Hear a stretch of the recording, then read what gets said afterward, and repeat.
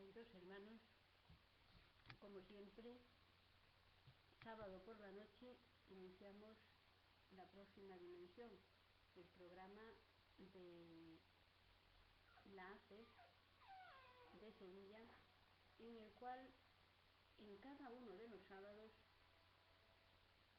tratamos un interesante tema.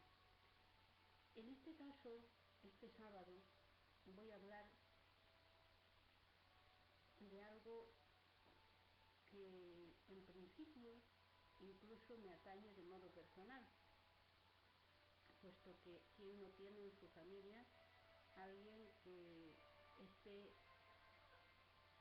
divorciado, que haya estado casado, que haya estado viviendo en pareja y esa pareja se haya deshecho. Pues esta noche, mis queridos hermanos, voy a hablar de el matrimonio y el divorcio.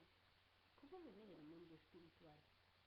¿Qué piensan nuestros hermanos espirituales mayores del divorcio, del matrimonio? ¿Cómo lo ven ellos? ¿Es una ley de Dios? Realmente, como dicen algunas religiones, algunos de nuestros hermanos, el divorcio es una ley contraria a la ley de Dios. Otros dicen que es el matrimonio que es contrario a la ley de Dios. ¿Esto es así?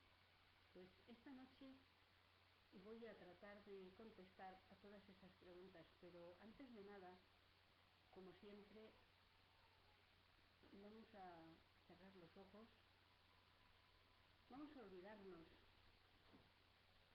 de todas las vicisitudes, de todos los problemas de la vida material, de este mundo de pruebas y expiaciones, al cual dedicamos, queridos hermanos, y yo se lo digo muchas veces a mis amados hermanos en el centro, les digo, queridos, dedicamos 24 horas, al menos 12 o más, cada día, a la vida física y a nuestro cuerpo físico. Será mucho que dediquemos un ratito, 10 minutos, 15 minutos, para satisfacer al espíritu, entrando en oración y en comunión con Dios nuestro Padre. No podemos entrar en comunión indescriptible, ya quisiéramos, con Dios nuestro Padre, puesto que eso solo pueden hacerlo los espíritus puros. Y nosotros nos dictan muchos eones de esa situación de espíritus puros. Sin embargo, lo que sí podemos hacer, queridos hermanos, es en nuestro estado evolutivo orar, entrar en comunicación con las fuerzas elevadas, con los espíritus elevados, con nuestros hermanos superiores y con Dios nuestro Padre. Él nos está mirando. Nosotros, espíritus demasiado imperfectos todavía, no podemos entrar en comunión con Él. Sin embargo, Él sí entra en comunicación con nosotros y nos habla a través de todas las cosas bellas que hay en la vida. Él nos habla a través del niño.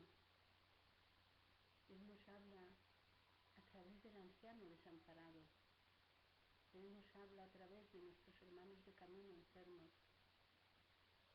Él está en la conciencia de cada uno de nuestros hermanos de camino.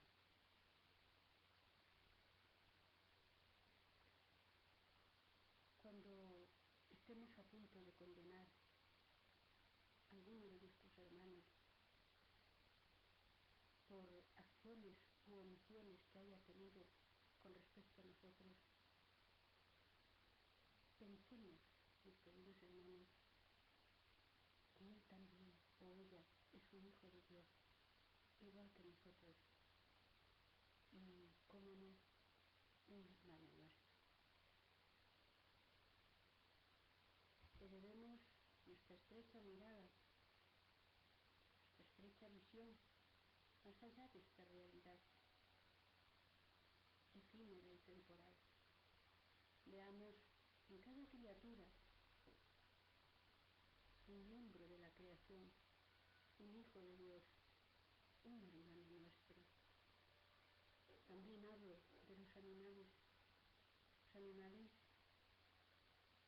todavía no han alcanzado la espiritualidad.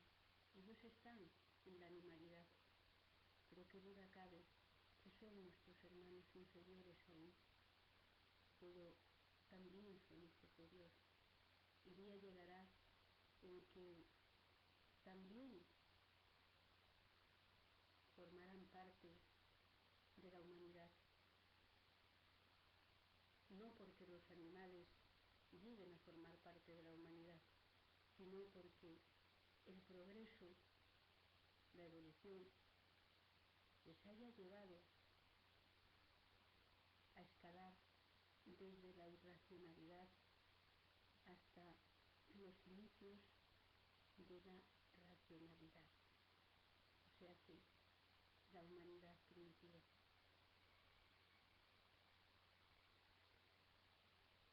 Entremos pues en relación con Dios nuestro Padre, pidámosle desde nuestro corazón, confesémosle nuestros temores, nuestras angustias,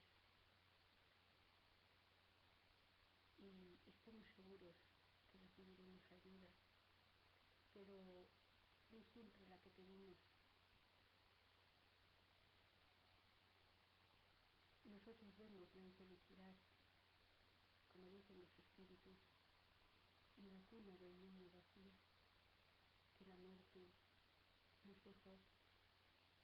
Vemos la infelicidad en el Hijo nuestro, que en plena flor de la juventud nos abandona en la vida física para pasar a formar parte de la espiritualidad.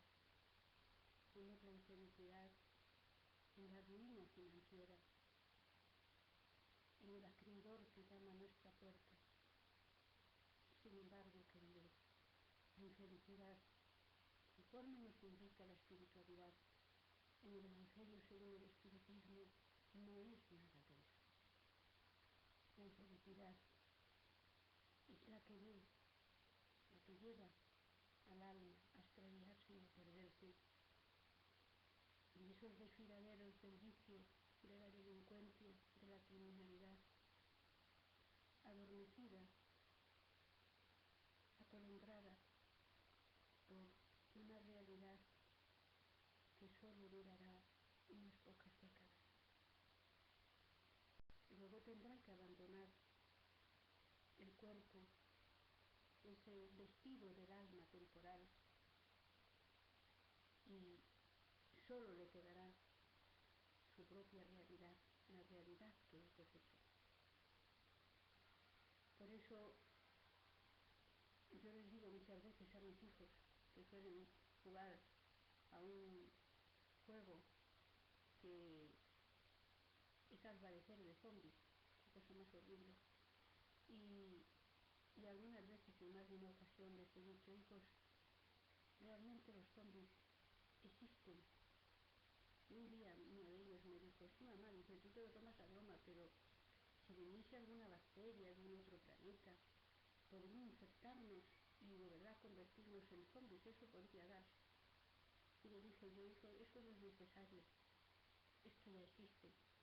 Anda mamá, ya estás tú con tus tonterías. Digo, no son tonterías, queridos. Lo cierto y verdad es que los que vosotros llamáis muertos, no están muertos, están vivos. Y sin embargo, existen una gran multitud de muertos en vida, que caminan por la vida sin saber de dónde vienen, a dónde se dirigen ni a dónde van, disfrutando, apasionándose, apegándose a cosas, a personas que un día tendrán que abandonar. Esos son los verdaderos zombies. Por eso no es necesario ya ningún virus más, bastante virus tenemos cada vez que abandonamos el camino hacia Dios. Por cierto, algún día tengo que hablar en este programa del verdadero origen de los virus y las bacterias. Será muy interesante.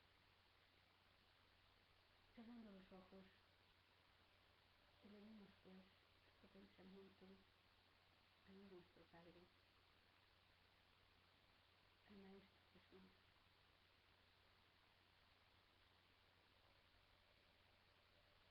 Estando seguros de que, Señor, cada vez que pasemos por una prueba difícil, nunca estaremos solos.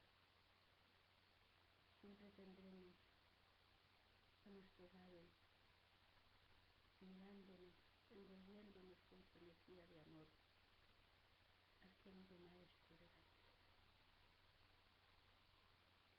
Cualquiera que sea nuestra pena, nuestro dolor, cuando en nuestro interior vemos la dulce mirada del Galileo, nos sentimos ya mejor y automáticamente viene en nuestra mente esa esperanza, Señor, que tanto invocaba el convertido de Damasco, el hermano Saulo, de Pablo Silas, cuando nos aconsejaba que siempre demos esperanza y nunca abandonemos el blanco, entendiendo como blanco aquello que él escribía en la carta a los Filipenses, a Jesús. Pues para llegar allí es necesario seguirte allí para no desfallecer.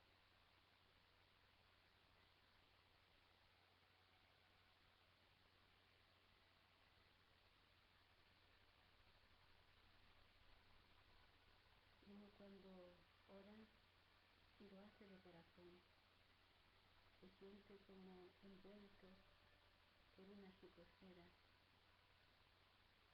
que es difícil de entender y de explicar con las palabras de nuestro mundo.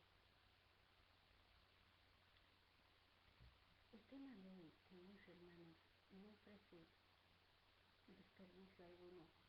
Muchos de nosotros, como digo, incluso hemos tenido que tomar la decisión en un momento dado de nuestra vida del divorcio, porque la vida en común tomaba tintes tan dramáticos que era aconsejable bajo cualquier mirada el separarse y que cada uno siguiera su camino sin abandonar, si bien, por supuesto, aquellos que Dios puso en nuestros brazos, que son nuestros hijos. Difícil tarea, difícil decisión, terrible, ¿quién mejor que yo para decirlo? Es una decisión terrible, la de dejar de repente todo aquello por lo que has luchado, por lo que has decidido dejarlo todo en tu vida, y de repente te das cuenta que todo aquello no significaba nada. En realidad es una sensación que es como un vértigo. Yo que padezco vértigo de Menier, da la sensación de uno caerse y de haber perdido el dónde asirse, dónde agarrarse. No obstante, yo siempre recordaré, queridos hermanos, las palabras de un hermano que entonces pertenecía y pertenece al catolicismo, un gran hombre, un alma bella, al que en donde quiera que esté, yo le deseo el mayor bien que pueda Dios darle con arreglo a sus méritos, puesto que en mí ese querido hermano hizo desaparecer un complejo de culpa que me impedía tomar una decisión muy dolorosa para mí, pero que a la larga fue beneficiosa tanto para mi ex marido como para mí. Recuerdo que aquella tarde Monseñor me indicaba,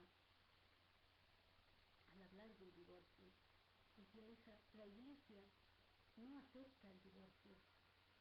Sin embargo, yo personalmente creo que en tu caso es aconsejable, puesto que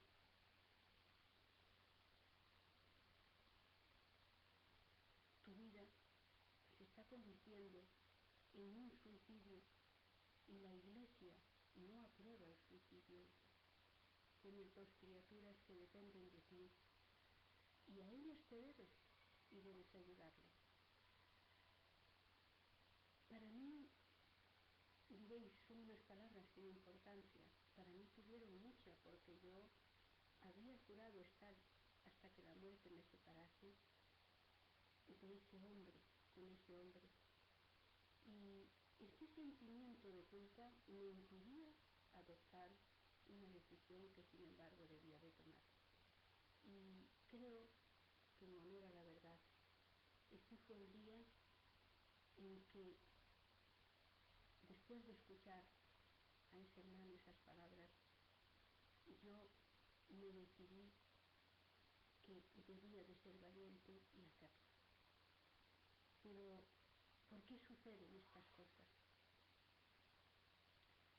Amados hermanos, el matrimonio en la tierra es un mundo de pruebas y expiaciones, donde espíritus terribles como nosotros todavía pasamos pruebas y expiaciones tal y como el nombre lo indica.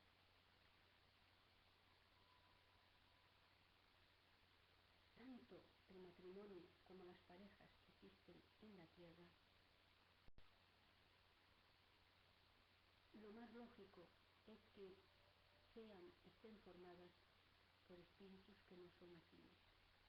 Es cierto que puede haber algún matrimonio, alguna pareja, cuya afinidad hace que se trate de un matrimonio de almas afines. Pero esto, queridos, es la excepción, no es la regla. En la tierra necesitamos rescatar deudas que hemos contraído en esta y en otras vidas. Deudas en torno al uso que hemos hecho de la energía sexual. La energía sexual es una energía sagrada y creadora. Y cuando la utilizamos solo para el placer, es como si nos revolcáramos en una pocilga, como hacen los cerdos a la manera de los cerdos. Exactamente lo mismo. Pero lo más importante es que contraemos unas deudas con la ley del Eterno por la forma de utilización de esa energía sexual, como digo, de modo errado, de modo equivocado. Por eso, ese empleo poco afortunado de la energía sexual hace que sea necesario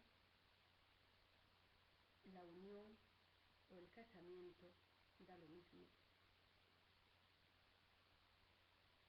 más ingrato, menos feliz, a fin de rescatar los débitos que traemos esos dos seres ante la ley de Dios. Esto es algo que no podemos olvidar. Por lo tanto, esta seguridad, diremos que hay matrimonios expiatorios o matrimonios de expiación. en los que, o parejas expiatorias o en expiación. ¿Por qué? Porque es necesario que esos dos seres rescaten deudas que han contraído en torno a la utilización equivocada de la energía sexual en esta o en otra vida, y las luchas, las refriegas, surgen de modo increíble. Sin embargo, queridos míos, a este punto hay que añadir una cuestión muy importante.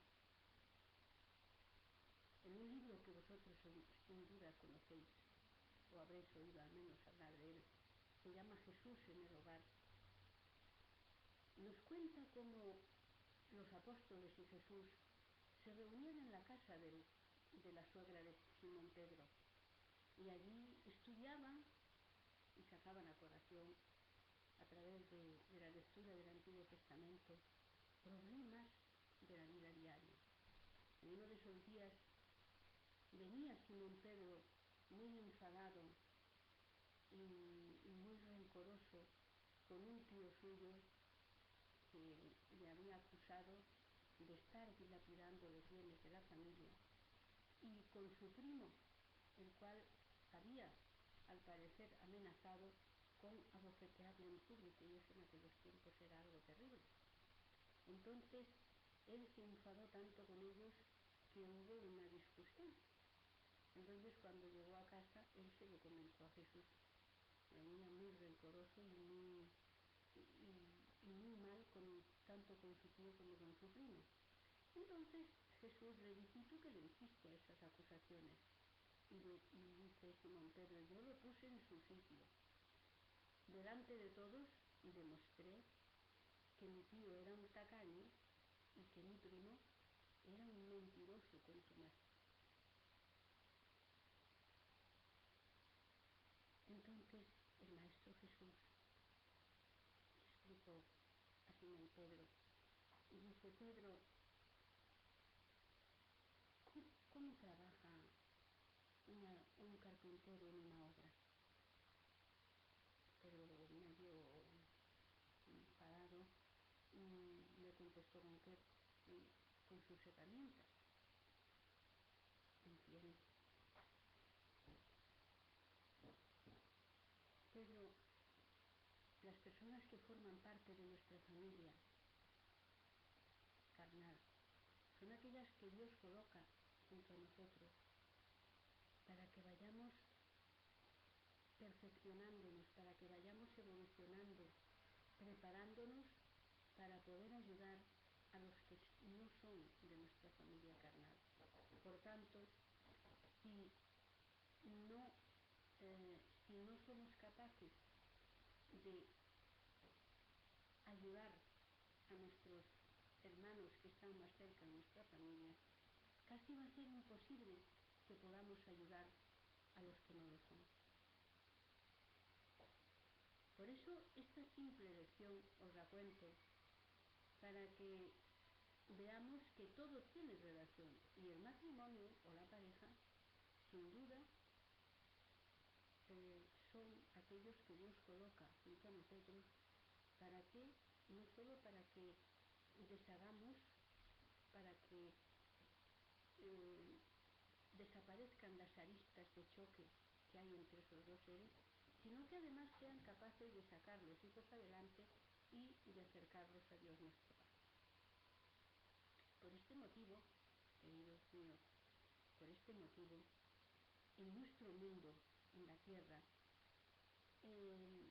nunca debemos de posibilitar, potenciar el divorcio y la separación, puesto que es única y exclusivamente atrasar unas pruebas que un día habrá que completar. Pero ojo, estamos diciendo entonces los espíritas, nos están diciendo los espíritus superiores que el divorcio es contrario a la ley de Dios. No, queridos míos, no es así. El divorcio no es contrario a las leyes de Dios, porque es única y exclusivamente una ley de los hombres, como lo es el matrimonio. Lo que es sagrado es la unión de la pareja.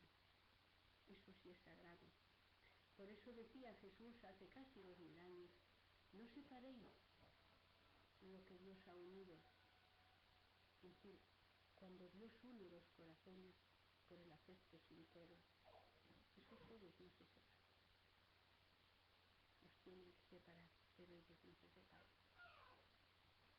Cuando las uniones se fundan en cuestiones distintas al afecto, a la afinidad, al amor, es entonces cuando surge la separación y el divorcio. Como decía Jesús, por la dureza de vuestro corazón, Moisés permitió que se repudiase a la mujer.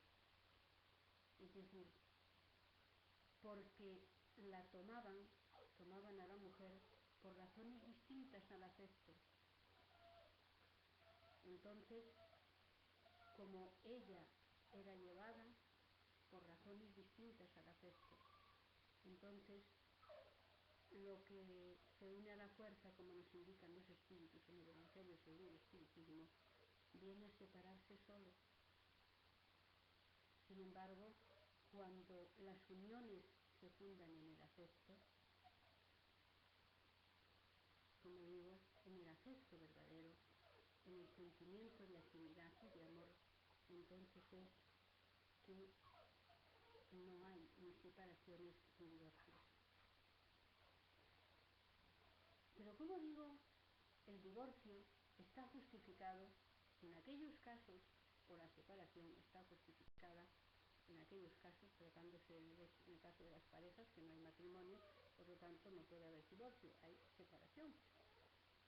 Pues separación o divorcio son justificados cuando lo que se trata, el divorcio y tanto la separación como el divorcio, es el menor mal que podría suceder a esos seres desexistencia. Me refiero a los casos de suicidio, de criminalidad, etcétera, etcétera. En esos casos es que es aconsejable el divorcio o la separación como mal menor a la situación que tienen los cónyuges o la pareja entre sí. Decimos que en la tierra no se debe posibilitar las desuniones o el divorcio, puesto que es necesario que esos seres limen las aristas que hay entre ellos. Ocurre una realidad muy profunda. Ustedes no veis con la promiscuidad que se conducen las personas, que nos conducimos las personas en muchas ocasiones. No observáis que todavía la poligamia, en el sentido, no en su estricto sentido literal, sino en un más amplio sentido literal,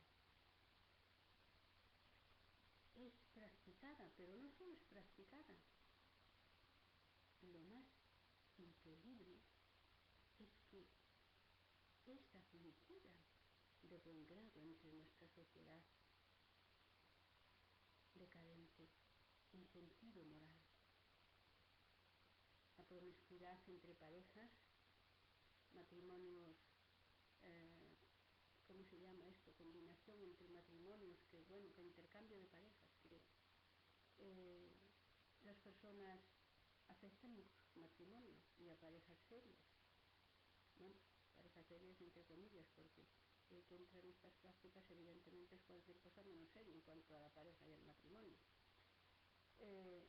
Entre los noviazgos vemos continuamente que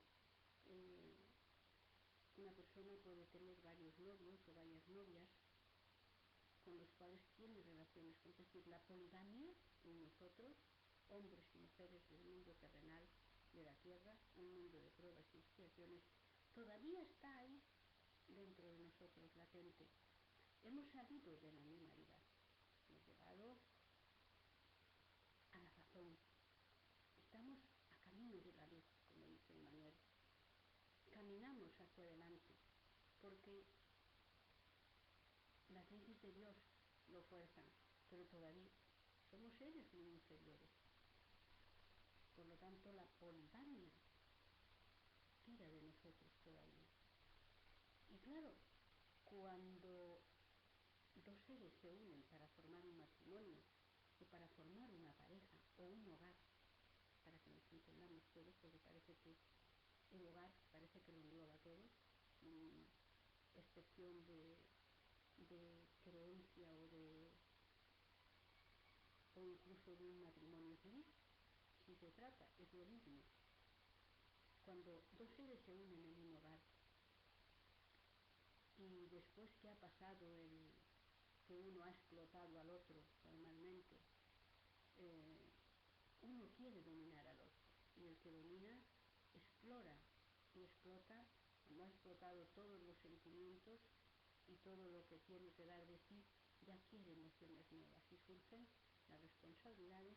Entonces a las primeras refriegas huye de las responsabilidades asumidas y se va en busca de nuevas aventuras, muchas veces, incluso llegando a alegar cosas tan peregrinas como que esa persona no era su alma gemela. Santo Dios, ¿qué es eso del alma gemela? El alma gemela, tal y como nos indican los espíritus, son cientos de miles, de millones, de quién sabe, de trillones de almas. Son todas aquellas almas que evolutivamente están en nuestra misma fase vibratoria. Fijaros la de almas gemelas que tenemos, como para decir que solamente tenemos una. No se puede ir a los compromisos asumidos, no se debe vivir, queridos hermanos. Sobre todo alegando que no es la persona adecuada la que hemos elegido. La hemos elegido nosotros.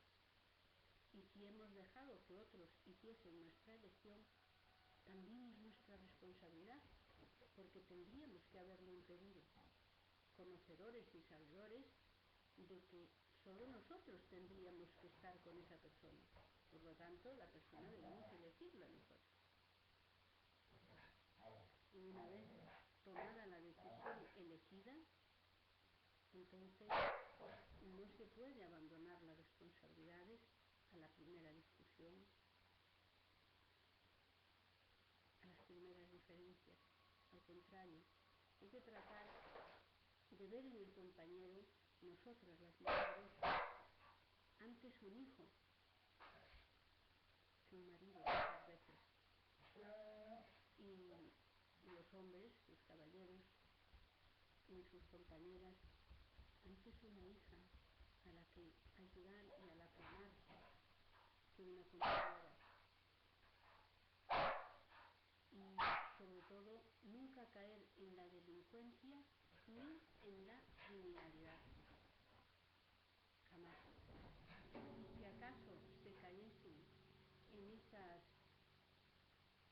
situaciones terribles, entonces tomar mano del divorcio o de la separación antes de que sea demasiado tarde y que se entre en deudas mayores de las que puede ser el divorcio o una separación, porque finalmente el divorcio y la separación solo es un impasse, un compás de espera, un quita y espera, pero que tendremos que volver a retomar en otra vida, no como pareja tal vez, pero como padres e hijos, como hermanos, etcétera. Pero esa relación, no nos equivoquemos, tendremos que volver a retomarla.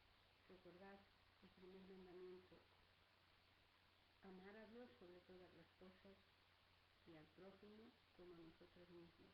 Nuestras parejas, nuestros maridos, nuestras esposas son hermanos e hijos de Dios como nosotros.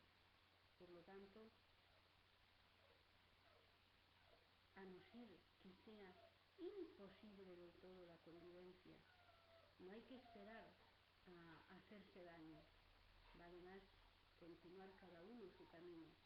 No es lo mismo tomar mano del divorcio, de la separación, que tener que hacer frente a la responsabilidad de un suicidio o de un homicidio o de un crimen o de ambas cosas, porque hay muchas parejas, muchos matrimonios que están juntos por el que dirán, por todo menos por lo que deben estar. No es ningún mérito suicidarse día a día, queridos hermanos, no es ningún mérito, al contrario, es una deuda. Si estamos porque nosotros queremos estar con nuestra pareja, porque queremos solucionar los problemas y sabemos que no va a desembocar en ningún hecho criminal o de maltrato, adelante. Eso sí es admirable. Lo que no es admirable ni justificable es permanecer junto a alguien que nos está maltratando día a día o maltratar nosotros a ese alguien día a día, aunque sea psicológicamente. Eso no es admisible ni está permitido por las leyes, ni siquiera de los hombres, para estarlo permitido por las de Dios. Por lo tanto, cuando la convivencia roza los tintes del maltrato, no hay que esperar a que el maltrato surja. Hay que solucionar esa situación lo antes posible. Nunca permitir que nadie termine poco a poco con nuestra vida o con nuestra ilusión por vivir. No tiene derecho nadie sobre nosotros, ni nosotros tampoco tenemos derecho de tener muerto en vida a alguien. Ese no es un derecho, queridos hermanos, es una deuda terrible. De poco vale sostener un matrimonio o una pareja bajo esos cánones, más valiera no hacerlo, porque el divorcio, como digo, y la separación no es contrario a las leyes de Dios. Es una situación, es un mal menor frente a otros males terribles que podrían surgir en torno a esos dos. Nada más, espero que todo esto que hemos hablado en esta noche ayude de algún modo a nuestros hermanos, a nuestras hermanas que ahora mismo en este instante estén a punto de tener que tomar esa decisión que digo y repito, como empecé diciendo en el programa, no es ninguna bagatela. Constituye una de las decisiones más graves, si cabe, de la criatura humana. Pero, como digo, hay ocasiones, hay situaciones y circunstancias en que es un mal menor. Por lo tanto, hay que adoptarlo así y es así. Nada más. Gracias por vuestra atención y abrazos desde Sevilla.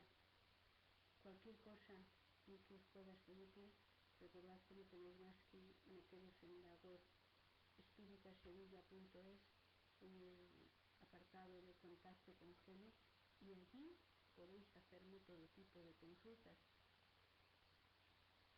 relacionadas con estos temas de los que voy hablando programa a programa, o cualquier otro que también os preocupe. Nada más, sed muy felices y, como digo, hasta el próximo sábado, que trataremos otro